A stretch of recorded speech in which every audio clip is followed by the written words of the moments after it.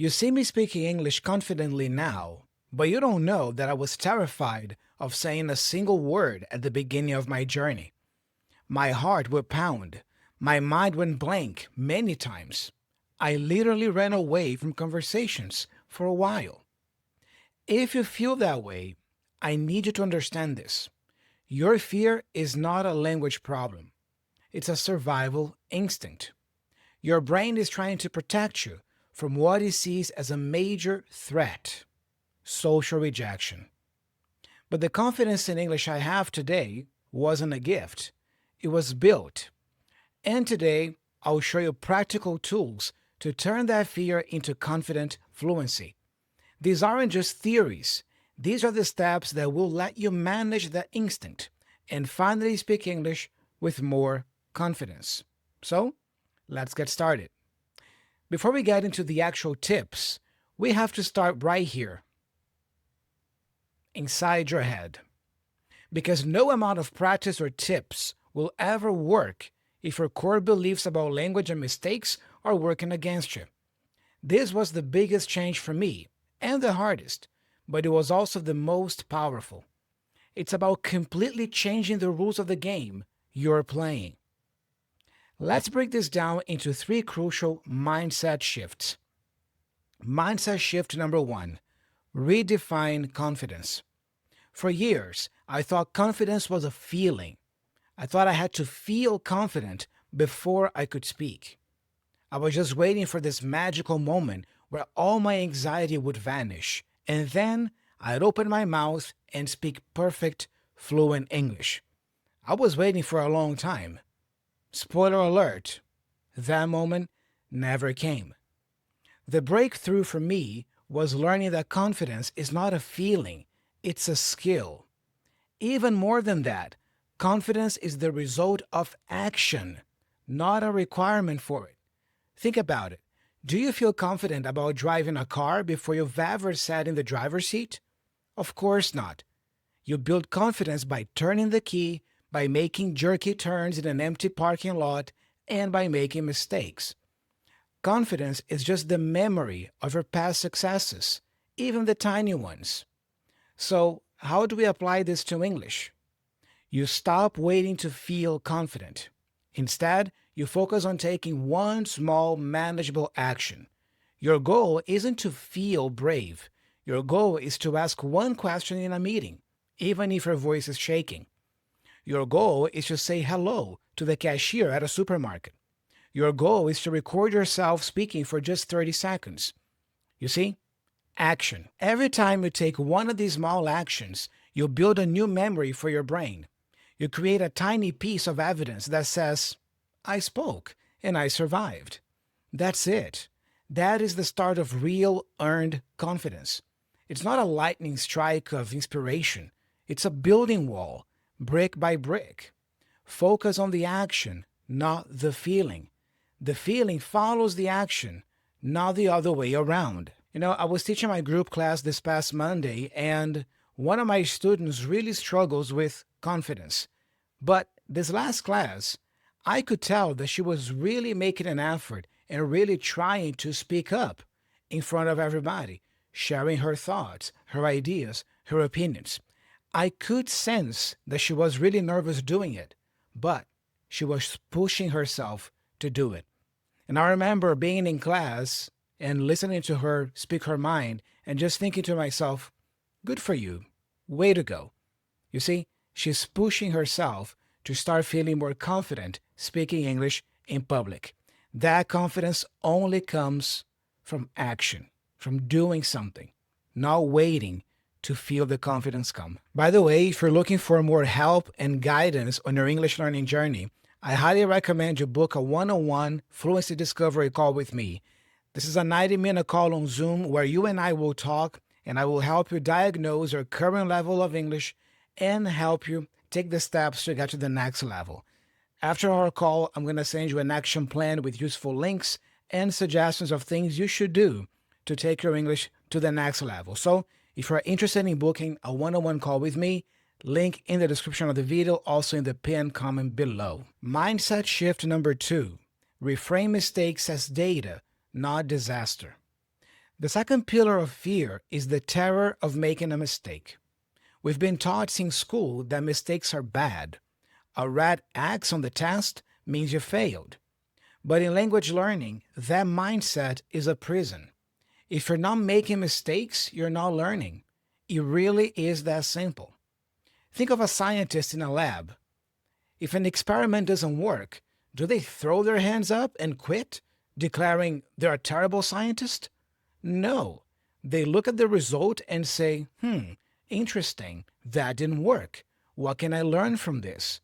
What will I change next time? The failed experiment is just data. Your English mistakes are your data. Every time you use the wrong preposition or mispronounce a word, you've just discovered the edge of your current ability. It's not failure, it's a discovery. It's a signpost showing you exactly what to work on next. Remember, the goal of speaking is communication, not perfection. I used to be haunted by my mistakes. I'd say something wrong and then spend the next 3 days replaying it in my head, just burning with shame. It was exhausting, and it made me never want to speak again. The shift for me came when I started a mistake journal. I know it sounds weird, but hear me out. As a matter of fact, I didn't even know it was a journal until recently. Nowadays, looking back, I realized it was actually a journal. But basically what I would do was I would pick a notebook and write down my mistakes. For example, today I said I am agree instead of I agree. Then right next to it, I would write the correction. That's all. I didn't dwell on the mistake. I just treated it like data entry. The simple act did two things for me. First, it normalized making mistakes. I was actively looking for them, so they became an expected part of my day. Second, it turned a moment of shame into a concrete learning opportunity. I was no longer a victim of my mistakes. I was a student of them. Everyone makes mistakes, even native speakers sometimes. Trust me, nobody's gonna laugh at you. And if they do, they're just jerks and you should just walk away anyway. Keep that in mind. Mindset shift number 3. Shift your goal from perfection to connection. When we get nervous, our focus turns completely inward. We start obsessing over our own performance. How do I sound? Is my grammar right? Did I use the right word? My accent must sound so strong. We become the star, the director, and the harshest critic of our own one-person show. And that is a recipe for anxiety. Not to mention that it sounds completely self-centered, doesn't it? The antidote is to shift your focus outward. Your goal in a conversation is not to deliver a flawless linguistic performance.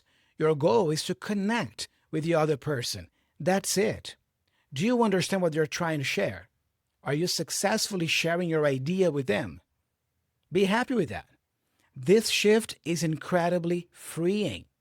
When your focus is on the other person and the message, you have way less mental energy to spare for self-criticism. If you are genuinely curious about what your colleague is saying, you will be focused on listening, not on how to phrase your next sentence perfectly. And guess what? People respond to that. They don't care if you use "an" instead of "on." They care that you are present and engaged with them in the conversation, right there in the moment. A practical way to do this is to enter every conversation with one small mission. Learn one new thing about the other person. Ask questions. Questions are a superpower here because they put the spotlight on the other person while letting you practice. Instead of worrying about how you're coming across, make it your mission to understand them. This takes the pressure off of you. When you focus on connection, fluency becomes a byproduct, not a stressful, impossible goal. This 3-part mindset shift is your foundation. Once this is in place, you can start using the physical tools to manage that anxiety in the moment. So we've talked about the mind. Now let's talk a bit about the body. When that survival instinct kicks in, it's not just in your head, it's a full body experience. Your heart races, your muscles clench, your breathing gets shallow, and your body gets flooded with adrenaline. You need to send a physical signal to your body that you are safe. This is where your secret weapon comes in, your breath. It sounds almost too simple to be true, but controlling your breath is the fastest, most effective way to turn off your body's panic response. Breathing exercises work by stimulating something called the vagus nerve, which basically activates your body's built-in rest and relax system. It's the biological off switch for anxiety. Let me teach you two powerful breathing techniques here. Don't just listen, do them with me right now. These aren't just for when you are about to give a presentation, for example. You should practice these every day so they become automatic for you. So the first breathing technique is called the diaphragmatic breathing, also called belly breathing. This is the foundation of all calming breath work. Most of us, especially when we're stressed, breathe from our chest, short, shallow breaths. That kind of breathing actually signals more stress to your body. We need to retrain ourselves to breathe deep into our belly, the way we did when we were babies. Let's try it. Place one hand on your chest and the other hand on your belly. Take a slow, deep breath in through your nose, and our goal here is to make the hand on your belly rise, while the hand on your chest stays as still as possible. Inhale through the nose. Feel the belly rise. 1, 2, 3, 4. And exhale. Could be through your nose or your mouth.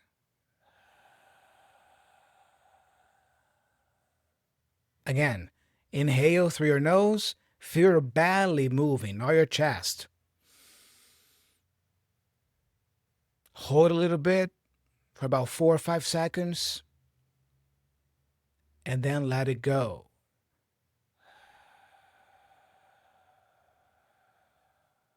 Feel that? Practicing this for just 5 minutes a day can dramatically lower your baseline anxiety. This is your go-to when you feel those nerves starting to build. Now, breathing technique number 2 is called box breathing or square breathing. This technique is so effective, it's even used by Navy SEALs to stay calm and focused in high-stress situations. It's called box breathing because it has 4 equal sides. It's super simple to remember. You inhale for 4 seconds, hold for 4 seconds, exhale for 4 seconds, hold for 4 seconds. Let's do it together. Get comfortable. First, inhale through your nose for a count of 4. Hold. Exhale. Hold. One more time. Hold. Exhale. Hold. This was just a quick demonstration. The beauty here is in the rhythm. So when you do it at home, take your time because it forces your mind to focus on counting, and then this interrupts the cycle of anxious thoughts. And you can do this anywhere, and no one will even know. You can even find YouTube video tutorials teaching you how to do this. And there are other breathing techniques that you can try and look into. These breathing techniques are your physical toolkit. Don't just learn them. Practice them until they're second nature. The more you practice when you're calm, the easier it will be to use these tools when you're feeling the pressure. Remember, breathe. Breathe. We've worked on the mind. We've worked on the body through breathing. Now it's time to take action. This is where we face the fear, but we do it smart. We use a proven method called gradual exposure. The idea is simple. You can't overcome a fear by avoiding it. In fact, avoidance makes the fear stronger. The way to break the cycle is to face the fear in small, manageable steps. You create a personal fear ladder from the least scary situation to the most terrifying, and you conquer it one step at a time. I'm going to lay out a sample 5-level plan here. Yours might look a little different, but the principle is the same. Start small, build momentum, and only move to the next level when the current level feels a little bit boring. Level 1, the safety zone. Practice with zero pressure. The goal here is simply to get used to the physical act of speaking English out loud, with no one around to judge you. Your mission here is just to talk to yourself. Narrate your day in English. Okay, now I am making coffee. I am pouring the water. It feels silly at first, but trust me, it's incredibly effective. Next up, read something out loud for 10 or 15 minutes a day. An article, a book, anything. Don't worry about perfect pronunciation, just make noise. Then, try shadowing. This is a powerhouse technique. Put on a podcast or a video in English. Listen to one sentence, pause, and repeat it exactly as you heard it, mimicking the speaker's rhythm and intonation. Finally, record yourself for just 1 minute. It can be scary, but it's a crucial step. Just listen back. You will get used to the sound of your own voice in English, and you will notice things to improve, which is valuable data. Stay at this level until it feels easy. Boring is good. It means you're ready for the next challenge. Level 2, low stakes interaction, scripted and safe. Now we introduce another person, but in a highly controlled, predictable way. Your mission here is to do something like ordering coffee or ordering food in English. This is perfect because it's a script. You know what you're going to say. I like a large latte, please. And you can guess what they'll say back. Prepare your lines, use your breathing techniques in line, and just execute the plan. Next up, you can ask a stranger for simple information. Excuse me, could you tell me what time it is? Or, sorry, where is the nearest subway station? It's a short interaction with a clear beginning and end. Celebrate every single one of these. You are actively rewiring your brain's fear response. Remember that. Then level 3 is the training ground, structured speaking. You see, we are getting more advanced now as we move up the ladder, the fear ladder. Now we move into longer conversations, but with people who get it. They're supportive and understand you are a learner. Your mission here is to find a language exchange partner. There are tons of apps and websites for this. The key is to find someone you feel comfortable with, so it feels more like a chat with a friend than a test. Next up, you can consider hiring a tutor, even for just a few sessions. A good teacher creates a safe space for you to make mistakes. You can tell them, my goal is to overcome my speaking anxiety, so please be patient. Although, you don't even have to say that because, very good teachers are patient by default. So you don't even have to say, please be patient because, if the teacher is good, he or she will be patient with you anyway. Or you can also consider joining a speaking club or conversation club. You can look for groups like Toastmasters or other English conversation clubs. Everyone there is working on the same thing, which makes it a judgment-free zone. As a matter of fact, I have my own private community and conversation club session, so that could be a good option for you, to be around like-minded learners who won't judge you, who are there with the same goal as you are, ready to practice their English speaking skills together. So, link in the description if you want to learn more about my private community. Also remember that at this level, you will have good days and bad days. That's totally normal. Just be consistent. Level 4, the real-world unscripted conversations. Now things are getting interesting. This is where your training really starts to pay off. You begin to engage in more spontaneous conversations in the real world. Your mission here is to make small talk. Next time you are in a line, for example, comment on the weather or ask a simple question. The goal isn't a 30-minute debate, it's just to break the ice and see that you can handle it. Next up, ask a follow-up question. In a meeting or in a chat, when someone says something interesting, push yourself to ask, that's interesting. Could you tell me more about that? This keeps the conversation going while putting the focus on the other person. Then, you can share a short opinion or a short story. Prepare a simple 1-minute story about your weekend. Look for a natural opportunity to share it. Having it ready reduces the mental load. Finally, level 5, the challenge zone, pushing your boundaries. Once you are more comfortable, it's time to intentionally seek out situations that still feel a little scary. This is how you keep growing out of the comfort zone. Your mission is to speak up in a group meeting. Make it a goal to contribute just 1 point. Prepare beforehand if you need to. Next up, you can consider making a phone call in English. Calls are tough because you have no visual cues.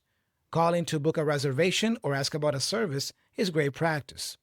Then we have the final boss for now. Give a small presentation. Volunteer to give a quick 2-minute update to your team. Start small and work your way up. This plan is a roadmap. It systematically proves to your brain, through direct experience, that the bad things you worry about almost never happen. It's all in your head. You are building resilience, one conversation at a time.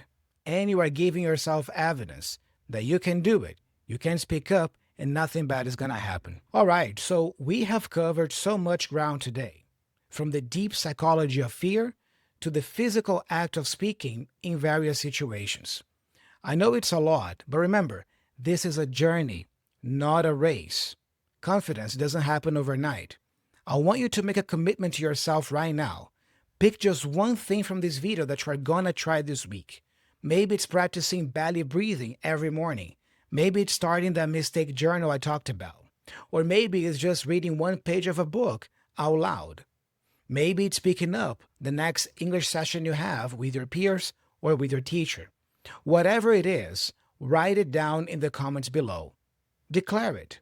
Writing it down and sharing it makes it real. It makes you accountable. And even better, it lets all of us in this community here on the channel support you. Read through the comments and cheer each other on. We're all in this together. Remember that. And of course, if you found this helpful and you want to keep going on this journey with me, make sure to subscribe to the channel here, hit the notification bell so you don't miss a single new video that I publish next. Wrapping up here, the fear of speaking English can feel like a giant unbreakable wall, but it's not. It's just a collection of bricks. And you can take it down, 1 brick at a time, because you have the tools now. You have the keys. The key to understanding your fear is normal. The key to knowing confidence is built, not found. The key to using your breath to calm your body. The key to having an action plan to face your fears step by step. Your voice deserves to be heard. Your ideas deserve to be shared. Don't let fear keep you silent for 1 more day. Start small, be kind to yourself, and just begin. Your journey from silent and scared to fluent and confident starts today. You've got this.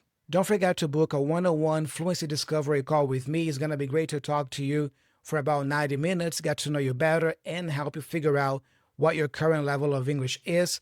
Link in the description. And if you want to learn more about how you can feel more confident to speak English, I highly recommend you watch this video next, which I made here about a year ago on the channel. But I share some useful tips here as well to build up your confidence. You don't want to miss it. Do check it out.